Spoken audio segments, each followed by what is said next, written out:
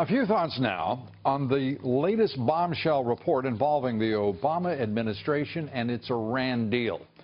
The administration tonight is under some fire for airlifting some $400 million to Iran back in January, at the very same moment that 4 detained Americans were released by Tehran. Detained. They were hostages. The Wall Street Journal reporting pallets stacked with euros, Swiss francs, and other currencies were flown into Iran on an unmarked cargo plane because, you see, American law forbids financial transactions with Iran in any currency.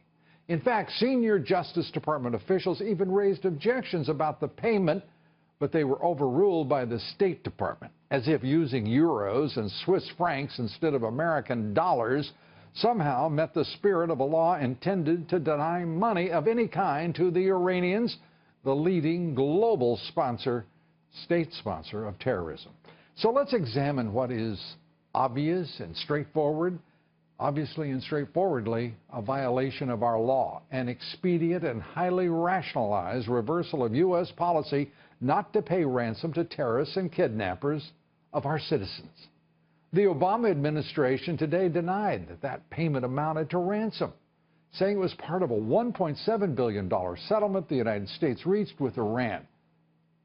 And a settlement that was reached suddenly, without other impetus, without obvious motivation to do so, resolving a decades-old legal battle over a weapons agreement.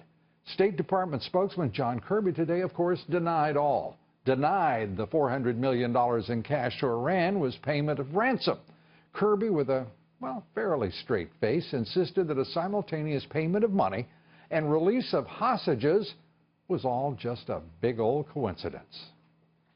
This was not ransom. Any suggestion that it had anything to do with ransom is absolutely and utterly false. These were 2 separate processes run by 2 separate teams. Now, yes, they were done simultaneously, and so I understand the coincidental nature here, the timing, but absolutely had nothing to do with ransom. Did you see that man struggling with his conscience as he spewed those words? That's very big-natured of Kirby to acknowledge that some might be forgiven for calling payment of a payment of ransom. Such straightforward talk is awkward in Washington, you know, and we understand the spokesperson is, uncomfortable with truth. We could also suppose it was mere coincidence that the payment came just as the nuclear deal with Iran was being formally implemented, and just a few days after the Iranians had released 10 of our sailors they captured. Never mind that at least 2 more Americans have been detained now by Iran since then, as concerns only rise that the ransom payment to Iran puts any American at risk wherever the Iranians have influence and reach. Yet President Obama and Hillary Clinton, during their speeches at the Democratic National Convention, claimed the Iranian nuclear deal a great success, a deal in which the United States received nothing, while the Iranians received $150 billion, and the use of the United States government, at least for the next 7 months, for Iranian public relations. Not a bad trade, right?